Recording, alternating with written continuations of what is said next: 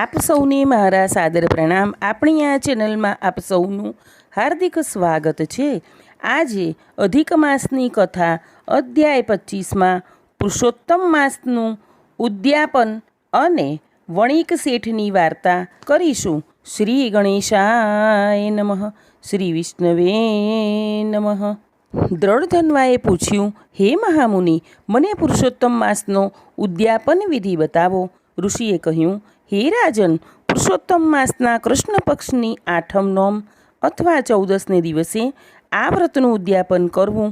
30 સુપાત્ર બ્રાહ્મણોને નિમંત્રણ આપવું અને પોતાને ત્યાં અડધો મણ, 10 શેર, 5 શેર કે 2.5 શેર 5 પ્રકારના ધાન્યનું સર્વતોભદ્ર નામનું ઉત્તમ મંડળ રચવું।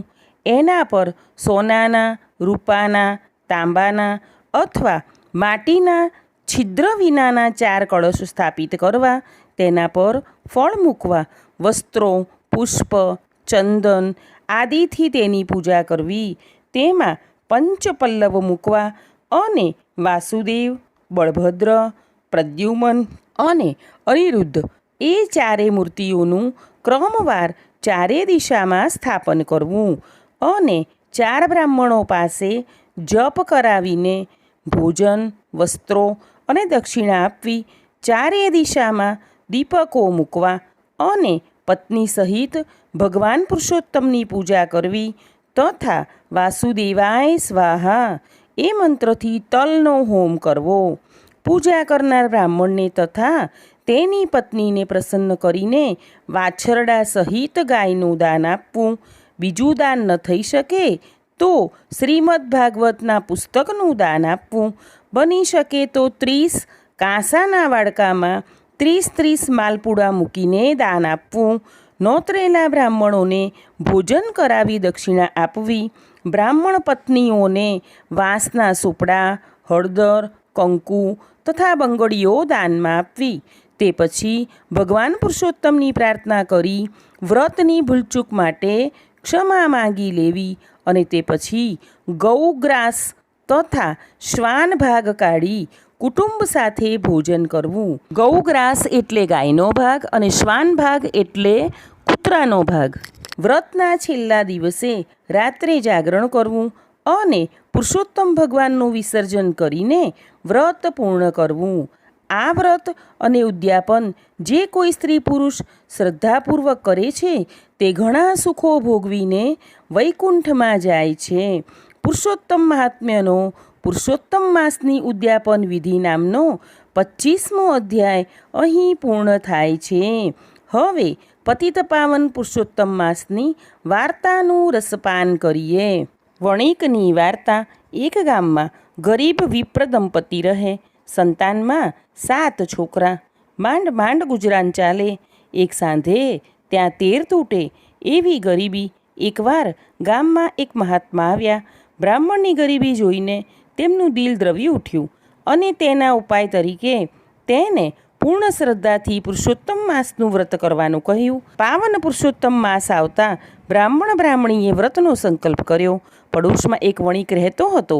ચમડી તૂટે પણ દમડી ન તૂટે એવો મહાકંજૂસ, ક્યારેય દાન ધર્મ કરે નહીં। સંતાનમાં એને 7 દીકરી પણ દીકરો એકે નહીં।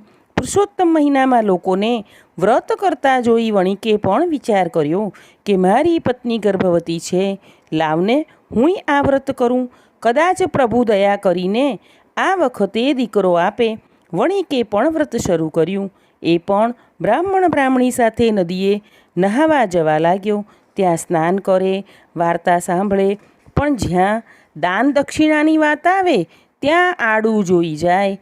કદી કોઈને કશું આપ્યું ન હતું એટલે પાઈ પૈસો આપતા પણ જીવ ન ચાલે। એમ કરતાં કમલા એકાદશી આવી। રાત્રે શેઠને પુરુષોત્તમ પ્રભુએ દર્શન દીધા અને કહ્યું કે હે વણિક, જીવનમાં તે કોઈ પુણ્યનું કામ કર્યું નથી। તે કદી ભૂખ્યાને અન્ન અને તરસ્યાને પાણી આપ્યું નથી।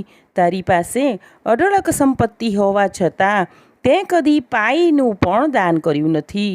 પછી ભગવાનની કૃપા તારા પર ક્યાંથી ઉતરે? પણ હે શેઠ, ભલે સ્વાર્થવશ પણ તે મારું વ્રત કર્યું છે, તેથી હું પ્રસન્ન થયો છું અને તને પુત્ર પ્રાપ્ત થશે, પરંતુ તારે મારી વાત માનવી પડશે. તારા એ પુત્રના ભારોભાર સુવર્ણદાન તારી પડોશમાં રહેતા દરિદ્ર બ્રાહ્મણને કરજે અને એના દારિદ્ર્યને ટાળજે. આ પ્રમાણે કરીશ તો મારી કૃપા તારા ઉપર સદાય રહેશે. સપનામાં દર્શન આપીને પ્રભુ તો અંતર્ધ્યાન થઈ ગયા. પ્રભુના દર્શનથી શેઠના સર્વે પાપ બળી ગયા. સૂર્યોદય થતાં જ દાયણે પુત્ર જન્મના સમાચાર આપ્યા. શેઠે એને મોં માંગ્યું ઇનામ આપ્યું અને દિલ ખોલીને ગરીબ ગરબાને દાન દીધા. પ્રથમ પ્રહરે જ ગરીબ બ્રાહ્મણને બોલાવ્યો અને પુત્રના વજન જેટલી સોના મહોરનું દાન કર્યું. બ્રાહ્મણનું દારિદ્ર્ય ટળ્યું. આખી જિંદગી બેઠા બેઠા ખાય તો પણ ન ખૂટે એટલું ધન બ્રાહ્મણને મળ્યું. બ્રાહ્મણ બ્રાહ્મણીએ અને શેઠ શેઠાણીએ આજીવન પુરુષોત્તમ વ્રત કરવાનો સંકલ્પ કર્યો.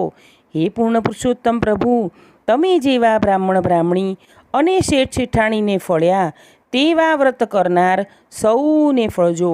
બોલો પુરુષોત્તમ ભગવાનની જય. આગળના વિડીયો જોવા માટે આપણી આ ચેનલને લાઈક, શેર અને સબસ્ક્રાઈબ કરજો. આપણે સૌ હંમેશા ખુશ અને નિરોગી રહીએ તેવી પ્રભુના ચરણોમાં પ્રાર્થના.